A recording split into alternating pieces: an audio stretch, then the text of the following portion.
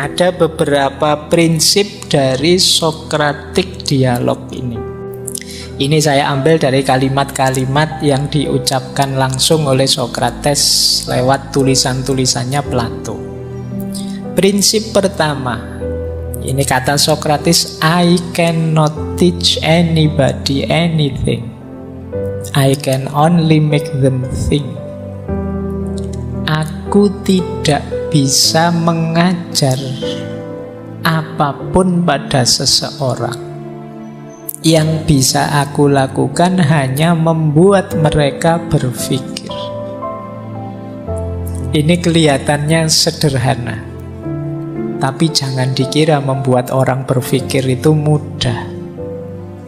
Kalau kalian disuruh milih, mungkin kalian lebih enak ngajar sesuatu. Kayak tadi, memberitahu, tutur-tutur, mencekoki orang dengan sesuatu. Ini lebih mudah juga lebih menguntungkan.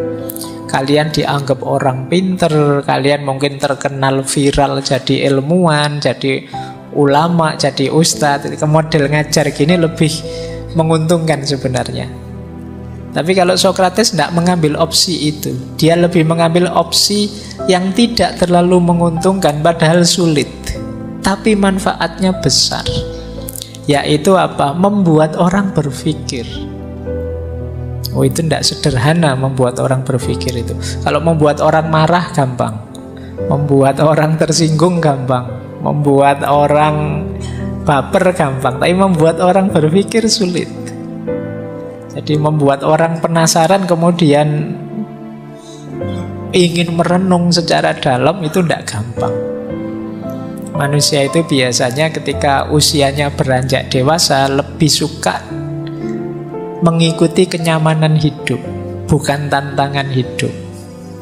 Sehingga akhirnya ya kalau ada hal-hal yang dianggap mengusik pikirannya, dia harus berpikir ulang, dia harus mengevaluasi ulang hidupnya. Biasanya kita cenderung enggan, tidak mau. Ngapain sih repot-repot, ngapain sih capek-capek.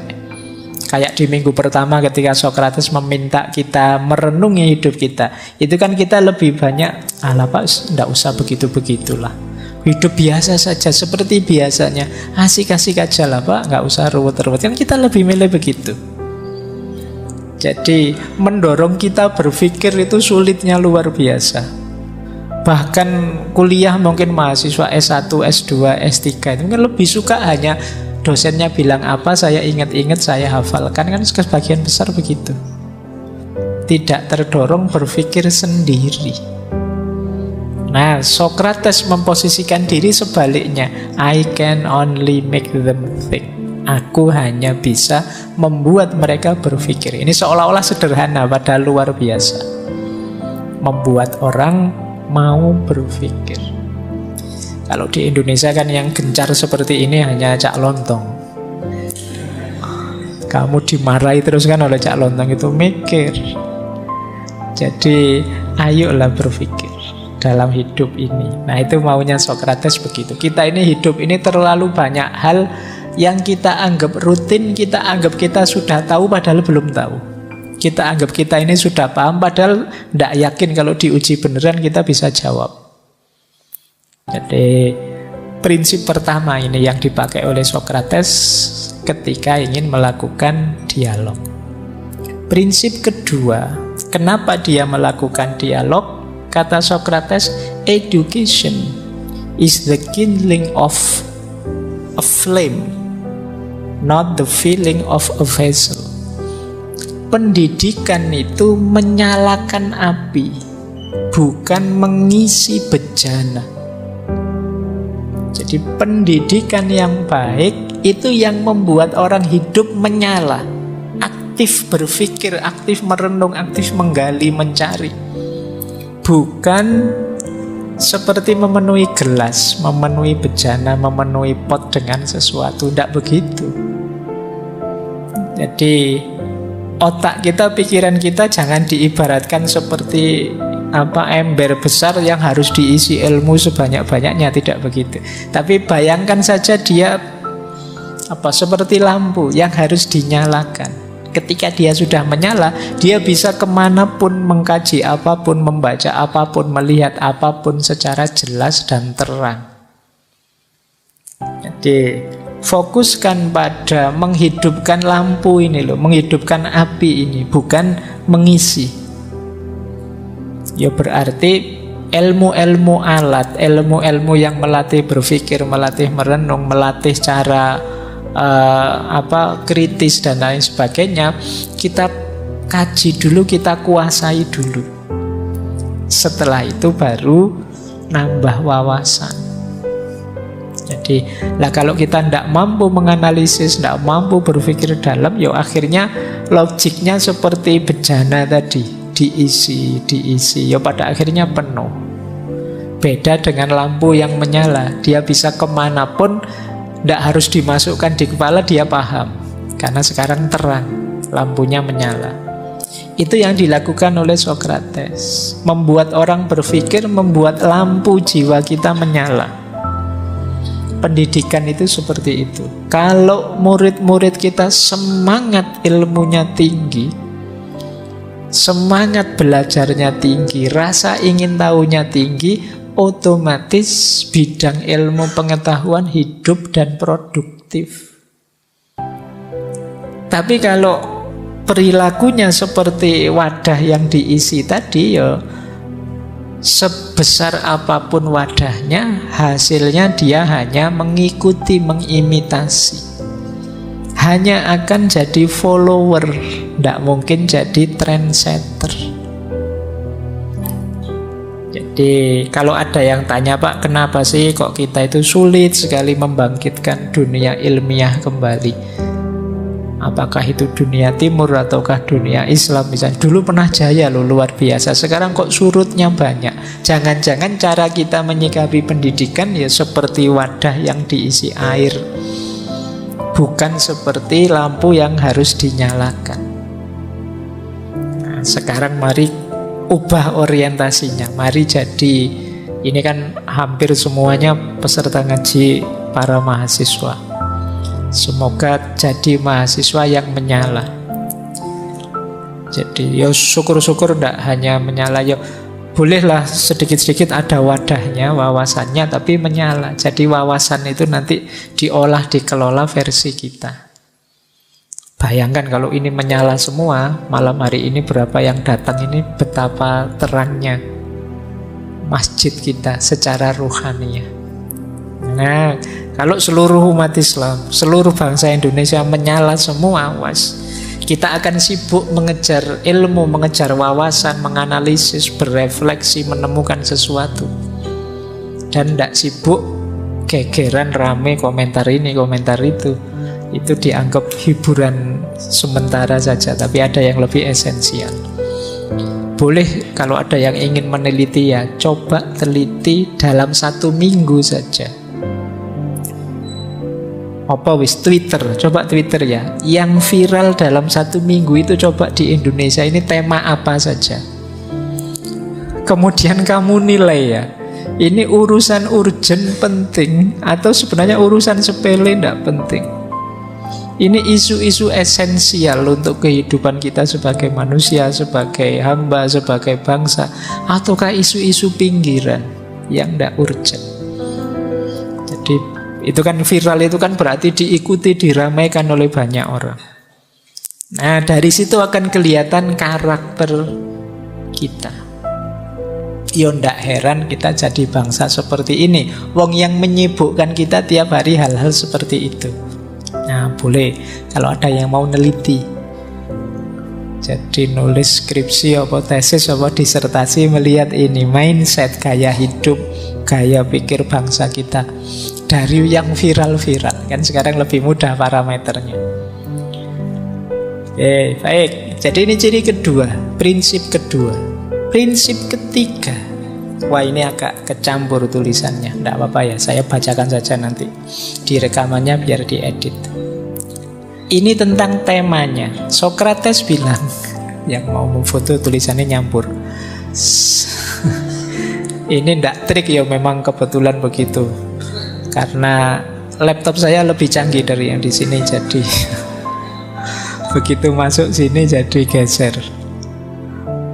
Baik, kata Sokrates ini orang banyak kemudian bilang ini kata Plato ya, karena memang Sokrates itu bicaranya di buku-bukunya Plato, kitab-kitab dialognya Plato. Plato itu tidak pernah cerita mengajar tentang dirinya, tapi dia menyampaikan pelajaran gurunya.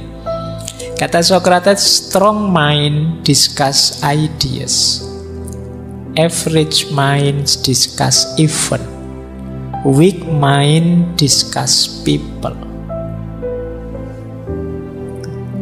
Orang yang kuat pikirannya biasanya lebih suka, lebih sibuk mendiskusikan ide-ide, gagasan-gagasan.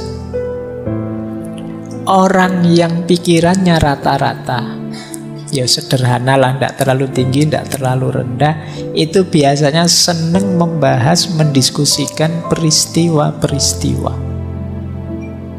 Kejadian ini, kejadian itu, polisi bunuh polisi, sepak bola kalah, dan lain sebagainya. Average mind. Ada lagi weak mind, pikiran yang lemah, discuss people, ngomongin orang, gosip, gibah. Ada yang lebih ngeri lagi, fitnah. Ya, itu ciri-ciri weak mind. Jadi menyerang orang, merendahkan orang, ngomong jeleknya orang. Ini level pikiran yang rendah. Kalau level pikiran rata-rata itu ngomong peristiwanya. Kalau pikiran yang kuat itu yang dibahas ide-ide, gagasan-gagasan, kreativitas dalam ilmu. Nah, ini lanjutannya penelitian tadi ya. Kamu kira-kira bangsa kita itu level mainnya ada di mana? Termasuk weak mind, average mind, atau strong mind? Pikiran yang kuat atau rata-rata saja? Atau kalian sendiri coba kamu baca WA-mu seharian ini, ada ndak yang bahas ide atau gagasan? Wah, kita mendiskusikan filsafat ini, ono nggak sih ngono? Atau peristiwa, ada kecelakaan nah, itu peristiwa yang dibahas. Ada demo di sana, ada itu peristiwa. Atau bahas orang. Jadi orangnya yang dibahas. Seandainya bukan orang lain, ya dirimu sendiri. Aku sedang ngaji nih, aku sedang itu nih, orangnya yang dibahas. Nah, kalau di dialognya Sokrates, temanya tema dalam, tema tinggi, maka tema ideas. Nanti di Sokrates itu kalau teman-teman baca, saya sayangnya tidak bisa mengambil banyak contoh. Nanti kita lihat satu apa dua saja. Yang dibahas ide, keadilan itu apa, cinta yang sejati itu apa, dan seterusnya. Itu ide namanya. Tidak orangnya, bahkan juga bukan peristiwanya, tapi idenya. Kalau bahasa filsafat Islam itu apa? Hikmahnya. Dari peristiwa ini, orang ini, kita bisa mengambil hikmah apa? Yang dari situ kira-kira bisa ndak lahir ide baru, gagasan baru, pengetahuan baru. Apakah itu tentang kemanusiaan atau tentang kehambaan? Nah, ini orang strong mind namanya. Wah, dari peristiwa ini kita bisa mengambil pelajaran. Yang pertama, manusia itu memang tidak ada yang sempurna misalnya. Yang kedua, kita ngambil pelajaran bahwa kadang-kadang yang dikatakan orang menyakitkan, tapi justru dari situ manfaatnya besar. Ini namanya ideas, bukan orangnya, bahkan bukan peristiwanya, tapi hikmahnya. Ini menarik, nanti disambungkan dengan pandangan religius bahwa apapun yang terjadi di sekeliling kita itu, mari kita ubah wujudnya dari peristiwa, dari orang, menjadi ide atau gagasan atau hikmah. Semuanya adalah ayat-ayat Allah. Jadi kalau kita melihat apapun, kita kasih perspektif hikmah. Oh, dari orang ini saya mengambil pelajaran ini. Dari peristiwa ini ada ide ini yang bisa saya ambil. Dari situasi ini ada konsep ini yang bisa kita rumuskan. berarti kita termasuk strong mind. Tidak sekedar ribut, gosip, menggibah. Berarti kita ada di level 3, weak mind. Itu pun kalau diingatkan marah-marah. Nggak usah ngomong orangnya. Loh ini fakta loh Pak. Ini kenyataannya begitu loh Pak. Iya fakta. Neng yo yang produktif dong. Tidak sekedar rame gegerannya. Tapi dari situ ada hikmah apa yang bisa kamu ambil. Ketika kamu ketemu hikmah, kan langkah selanjutnya apa kontribusi positifnya untuk hidupmu. Ketika kamu mengambil pelajaran itu kan berarti apa yang harus kamu lakukan dari pelajaran itu, kan begitu. Dan itu yang dilakukan oleh Socrates. Dia menguji pandangan-pandangan teman-temannya sampai kemudian ketemu ide yang lebih fresh, lebih baru, dan meningkatkan kualitas hidup mereka. Oke, kita lanjutkan. Yang keempat, ini prinsip selanjutnya. Ini semuanya kalimatnya Socrates. Nature has given us 2 ears, 2 eyes, and but 1 tongue, to the end that we should hear and see more than we speak. Itu tulisannya kurang A. Alam memberi kita 2 telinga, 2 mata, dan 1 mulut. Tujuannya agar kita mendengar dan melihat lebih banyak daripada bicara. Ini mungkin sering disampaikan teman-teman ya, sering ketemu di mana-mana quotes ini. Kita itu punya 2 telinga, 2 mata, dan hanya 1 mulut. Tujuannya apa? Lebih banyak melihat, lebih banyak mendengar, dan mengurangi bicara. Ini yo menafsirkannya jangan kaku ya. Bicara ini termasuk chatting, posting, itu hitungannya bicara ya. Jangan, saya pendiam kok Pak, sekarang saya sehari-hari tidak pernah ngomong. Tapi di medsos kurang ajar, omongannya banyak. Sama aja itu namanya ya. Jadi tidak hanya lidah tapi juga jempol. Berarti apa? Dalam diskusinya Socrates itu memang orang diminta banyak memperhatikan, tidak kesusu harus bicara. Jadi nanti ada normanya dalam diskusi Socrates itu, gantian kalau ngomong, jangan rebutan.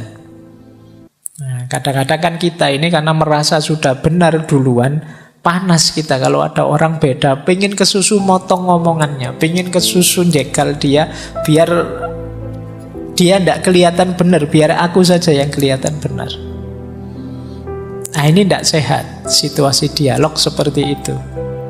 Nah, nanti kalau kalian sopo ngerti ada yang jadi moderator atau yang jadi hostnya debat, kan nanti tahun depan mungkin banyak acara-acara debat itu.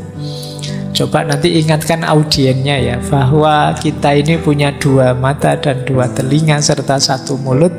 Tujuannya lebih banyak melihat dan mendengar, memperhatikan daripada ngomong. Jadi yang ngomong gantian satu-satu, jangan rebutan. Yang lain perhatikan benar.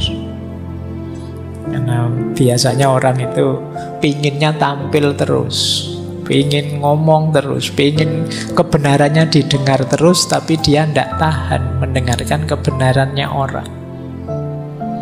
Kan banyak itu momen-momen diskusi yang ketika lawan diskusinya ngomong, dia ingin motong terus, dia tidak kuat mendengarkan orang lain beda pendapat dengan dia. Jadi jangan-jangan dia khawatir kalau dia ngomongnya tuntas, aku kalah, kebenaranku terus gagal.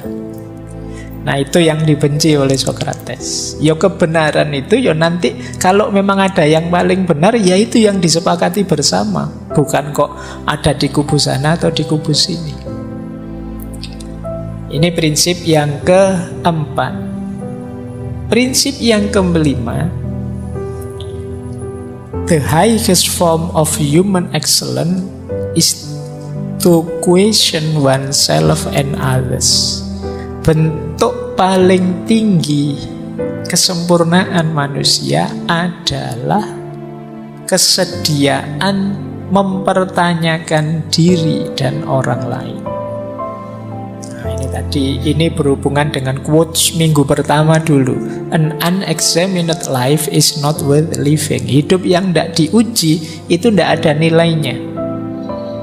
Justru manusia itu ada di puncak kemanusiaannya ketika dia berani mempertanyakan dirinya atau bertanya pada orang lain. Mempertanyakan orang lain. Apakah ini benar? Apakah ini pas? Apakah ini cocok? Ini lanjutan dari keterbukaan tadi. Kesadaran bahwa aku ini ya manusia yang bisa salah, bisa keliru. Maka puncak kemanusiaan, kalau versinya Socrates ya, orang yang siap mempertanyakan dirinya. Dan itu tidak gampang. Manusia itu kuat di egonya.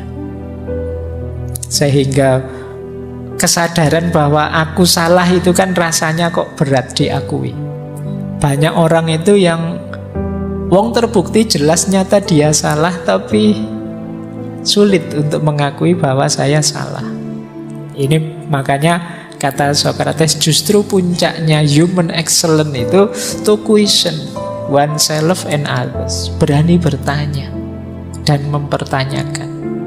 Nah, jadi kalau ada temanmu mempertanyakanmu atau engkau mempertanyakan dirimu benar atau salah, itu sebenarnya kamu sedang jadi manusia yang asli manusia. Yang bukan Tuhan yang benar terus, yang bukan dewa yang benar terus. Jadi, oh aku ini ya masih bisa keliru, masih bisa salah. Question oneself and others. Oke, ya ini untuk refleksi kita ya masing-masing. Jangan dikaitkan dengan apapun. Kamu senengannya nembak keluar kemana-mana. Orang itu lupa, ndak mau ngaku salah, merasa paling benar, ndak. Wong kamu sendiri juga begitu tiap hari. Dan kita memang ada kecenderungan egois, mendahulukan diri kita. Kalau tidak percaya kamu, kalau ada lihat foto bareng-bareng, itu kan kamu nonton dirimu sendiri kan dulu. Iya kan? Terus kamu bilang, ini fotonya jelek. Itu kan sebenarnya kamu tidak suka posemu, tidak suka gambarmu. Mungkin yang lain padahal bagus, tapi kamu anggap jelek karena kamu lihat dirimu. Tapi kalau pas kamu posenya bagus, padahal yang lain jelek, kamu tuh, ini yang paling bagus ini mesti kan. Nah itu contoh paling gampang betapa orang itu memang egois. Padahal itu kadang-kadang tidak hanya sama temen, wong sama keluarganya, sama bapak ibunya sendiri juga begitu kan. Kamu milih dirimu sendiri dulu. Gambarku kok jelek ya, diulang lagi kok tetap jelek ya, diulang lagi kok tetap jelek. Ya memang aslinya begitu. Mau minta yang gimana lagi? Foto itu apa ya bisa menipu ya? Dia cuma mengcopy aslinya. Kamu tidak terima, terus bayanganmu mungkin kamu seganteng siapa, secantik siapa, jadi lihat aslinya kamu tidak terima. Aku kok begini ya? Coba foto lagi coba. Ya kamu latihanlah filter yang bagus, nanti kan jadi bagus. Baik, ini prinsip kelima, pertanyakan dirimu. Dan juga terbuka untuk saling bertanya dengan yang lain. Prinsip keenam, understanding a question is half an answer. Hidup ini isinya tanya jawab. Kalian jangan hanya fokus mencari jawaban, tapi belajarlah membuat pertanyaan yang baik. Kalau pertanyaannya sudah salah, ya jangan mimpi jawabannya bisa benar. Ingin mencari apa yang ditanyakan kok itu misalnya, ya tidak nyambung. Jawabannya mesti tidak ketemu. Jadi understanding question, bikin pertanyaan yang bagus yang bisa dipahami. Dan memahami pertanyaan itu berarti sudah ketemu setengah dari jawabannya. Kalau pertanyaannya saja nggak paham, bagaimana kamu bisa ketemu jawabannya? Nah, makanya kalau teman-teman nanti ada yang jadi guru, jadi dosen, kalau bikin pertanyaan jangan membingungkan. Nggak mungkin ketemu jawabannya. Misalnya dosen filsafat. Banyak teman-teman saya juga dosen filsafat. Kadang-kadang saya melihat ada pertanyaan yang ambigu. Misalnya pertanyaan, bagaimana pendapatmu tentang ini? Itu pertanyaan seperti itu, jawabannya harus 100 nilainya. Kenapa? Kan pendapatnya mahasiswanya. Kalau dosennya, oh itu tidak cocok Pak dengan jawaban yang begini. Lu itu kan jawabannya dosennya. Yang ditanyakan bagaimana pendapatnya mahasiswanya. Jadi sejelek apapun ya itu pendapatnya mahasiswanya. Kalau struktur pertanyaannya seperti itu. Nah, latihan bikin pertanyaan yang baik, understanding question.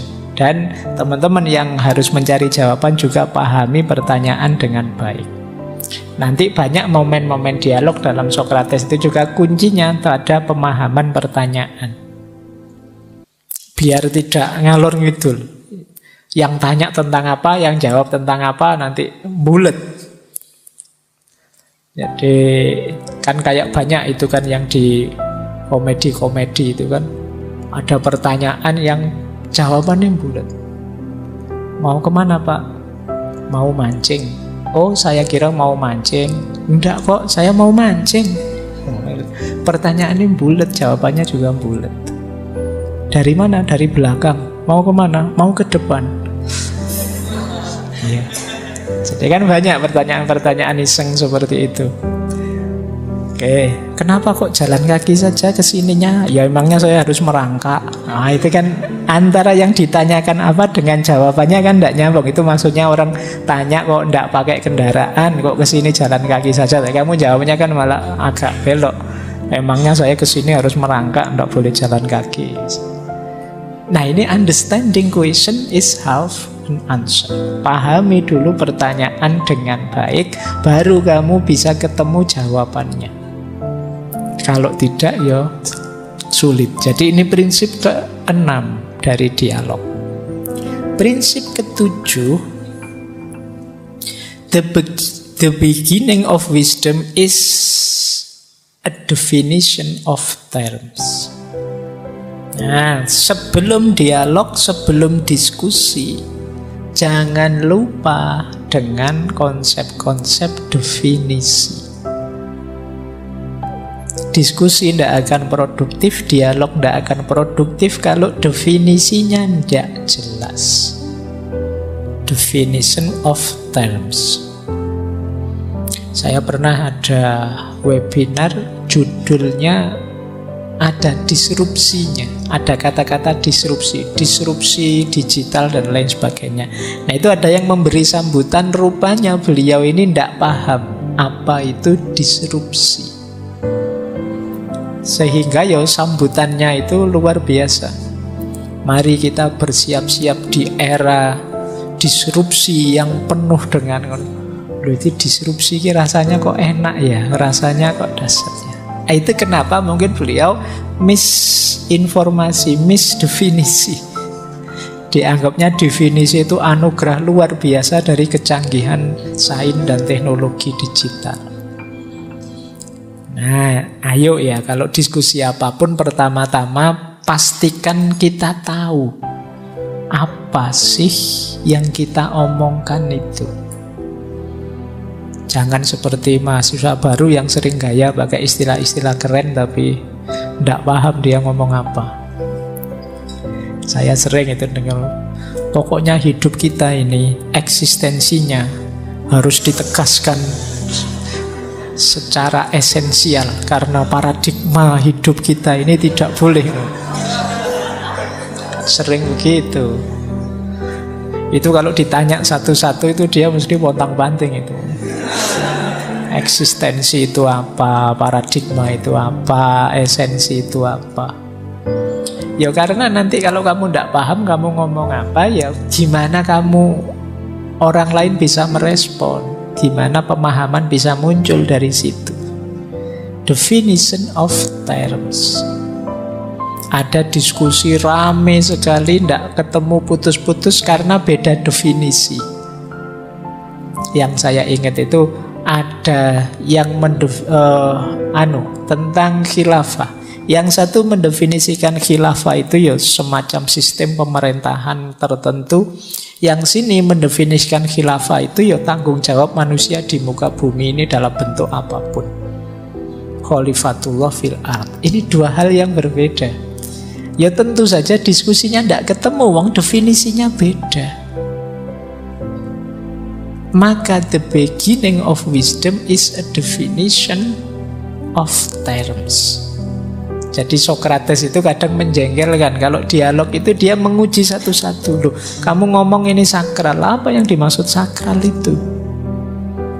Kamu ngomong bahwa hidup ini kita harus adil. Adil itu kayak gimana? Jujur itu kayak gimana?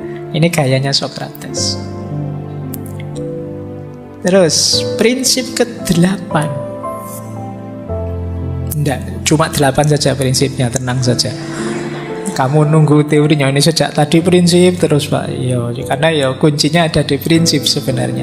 Yang ke-8, it is better to change an opinion than to persist in a wrong one. Ini yang berat. Kata Socrates, adalah lebih baik mengubah pandangan dibandingkan ngeyel bertahan dalam pandangan yang salah. Manusia itu seringkali karena egonya tidak mau disalahkan, padahal sudah jelas salah. Kalau memang sadar itu salah, yo ayo ganti ke yang lebih benar. Dan itu lebih baik. Secara psikologis juga lebih baik, secara sosial juga lebih baik, termasuk mungkin secara politik, secara budaya juga lebih baik. Wong sudah jelas salahnya, ya jangan bertahan di yang salah, ayo ganti ke yang lebih benar. It is better. Jadi lebih baik mengubah pandangan daripada bertahan dalam pandangan yang salah. Saya tahu sih Pak ini salah, tapi ini kan kelompok saya ya pandangannya seperti ini. Nah ini tidak bagus. Tapi kan saya harus loyal Pak, komit dengan kelompok saya. Kalau kamu cinta pada kelompokmu yo, kalau dia memang sedang keliru, ingatkan biar benar. Kalau ada yang tidak pas, ya diluruskan bersama-sama. Nah ini perilaku ilmiah namanya. Lebih baik kita yo ganti ke yang lebih benar. Kalau memang sudah ada ditemukan yang lebih benar, dasarnya lebih kuat. Maka nanti di ujung-ujung dialognya Socrates itu mesti kemudian orang, oh iya berarti kesimpulannya begini kan, Socrates yang lebih benar, oke sip. Nah, dan mereka mau mengikuti itu karena mereka sadar ya aku bisa salah tadi. Awalnya prinsip dasarnya kan aku bisa salah tadi.